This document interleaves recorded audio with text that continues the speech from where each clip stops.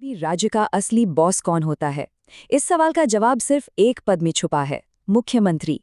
तो चलिए आज इसी बात को समझते हैं कि ये भूमिका इतनी शक्तिशाली और जरूरी आखिर क्यों है।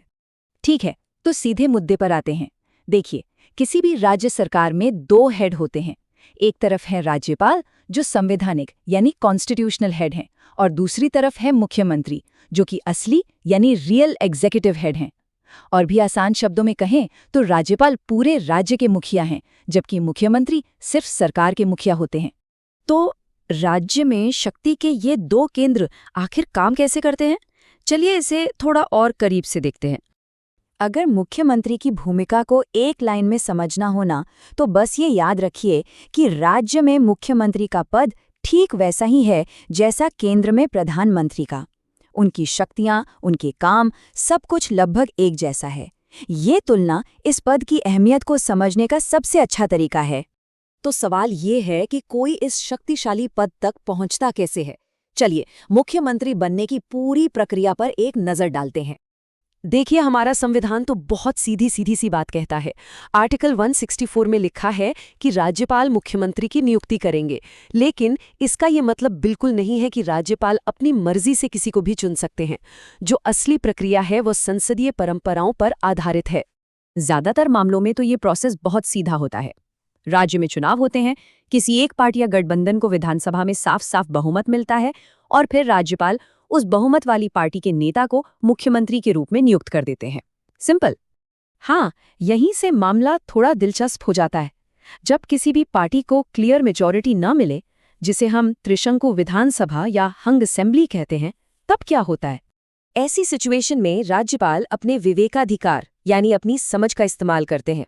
आमतौर पे वो सबसे बड़ी पार्टी या चुनाव के बाद बने सबसे बड़े गठबंधन के नेता को सरकार बनाने का न्योता देते हैं, और इसके बाद जो भी मुख्यमंत्री नियुक्त होता है उसे 1 महीने के अंदर विधानसभा में विश्वास मत हासिल करके अपना बहुमत साबित करना पड़ता है।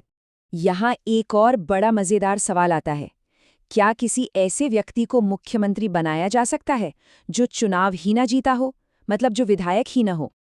तो इसका जवाब है हाँ, हमारा संविधान इसकी इजाजत देता है। एक गैर विधायक को भी मुख्यमंत्री नियुक्त किया जा सकता है, लेकिन इसमें एक शर्त है। शर्त यह है कि उन्हें 6 महीने के अंदर अंदर राज्य के विधानमंडल के किसी भी सदन का सदस्य बनना होगा। अगर वो ऐसा नहीं कर पाते तो उन्हें मुख्यमंत्री का पद छोड़ना पड़ता है। ठीक है, तो अब जब हमने ये समझ लिया है कि मुख्यमंत्री की नियुक्ति कैसे होती है, तो चलिए अब उनकी असली ताकत यानी उनकी शक्तियों और उनके कामों पर फोकस करते हैं। मुख्यमंत्री की शक्तियों का पहला और सबसे जरूरी दायरा उनकी अपनी टीम यानी मंत्रिपरिषद या उनके कैबिनेट के संबंध में है। मंत्रिपरिषद के हेड होने के नाते मुख्यमंत्री अपनी टीम के कप्तान होते हैं। वही राज्यपाल को बताते हैं कि किसे मंत्री बनाना है, किसे कौन सा डिपार्टमेंट देना है। वो किसी भी मंत्री से इस्तीफा मांग सकते हैं या उसे हटाने की सलाह दे सकते हैं। सारी बैठकों की अध्यक्षता से लेकर मंत्रियों के काम पर नजर रखने तक सब कुछ उन्हीं के कंट्रोल में होता है। और सबसे बड़ी ताकत, अगर मुख्यमंत्री इस्तीफा दे दे तो पूरी की पूरी सरकार ही गिर जाती है। चलिए अब देखते हैं कि राज्यपाल के संबंध में मुख्यमंत्री की क्या भूमिका है। वो राज्यपाल और अपनी मंत्रिपरिषद के बीच कम्युनिकेशन की सबसे अहम कड़ी होते हैं। तो आर्टिकल 167 के मुताबिक ये मुख्यमंत्री का फर्ज है कि वो कैबिनेट के सभी फैसलों की जानकारी राज्यपाल को दें। अगर राज्यपाल एडमिनिस्ट्रेशन के बारे में कोई जानकारी मांगते हैं तो मुख्यमंत्री को वो जानकारी देनी पड़ती है। इसके अलावा राज्य के एडवोकेट जनरल और स्टेट पब्लिक सर्विस कमीशन के अध्यक्ष और सदस्यों जैसी बड़ी नियुक्तियों के मामले में मुख्यमंत्री ही राज्यपाल को सलाह देते हैं। मुख्यमंत्री की शक्ति का तीसरा बड़ा क्षेत्र राज्य विधानमंडल के संबंध में है, जहां वो सदन के नेता के रूप में काम करते हैं। सदन के नेता होने के नाते मुख्यमंत्री ही लेजिस्लेटिव एजेंडा को कंट्रोल करते हैं। विधानसभा का सत्र कब बुलाना है या कब खत्म करना है, इसकी सलाह वही राज्यपाल को देते हैं। वो चाहें तो कभी भी विधानसभा को भंग करने की सिफारिश कर सकते हैं, और सरकार की सभी बड़ी नीतियों की घोषणा भी सदन में मुख्यमंत्री ही करते हैं। इतनी शक्ति के साथ बड़ी जिम्मेदारियां भी आती हैं और कुछ सीमाएं भी। तो आइए अब पद पर बने रहने की शर्तों पर एक नज़र डालते हैं। पद संभालने से पहले मुख्यमंत्री एक शपथ लेते हैं। इस शपथ का ये हिस्सा इस पद की गरिमा और संवैधानिक जिम्मेदारी को साफ दिखाता है कि वो बिना किसी भेदभाव के सभी के लिए काम करेंगे। दिलचस्प बात यह है कि मुख्यमंत्री का कार्यकाल कोई फिक्स नहीं होता। संवैधानिक भाषा में कहें तो वो राज्यपाल के प्रसाद पर्यंत अपने पद पर बने रहते हैं। अब ये सुनने में थोड़ा अजीब लगता है, जैसे उन्हें कभी भी हटाया जा सकता है।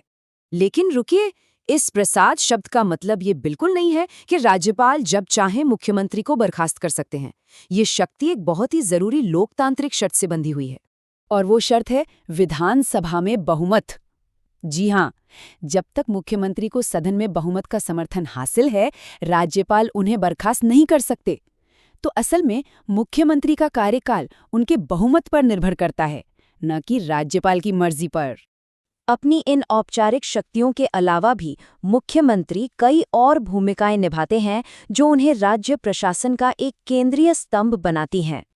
इन सब के अलावा भी मुख्यमंत्री के कई और काम होते हैं।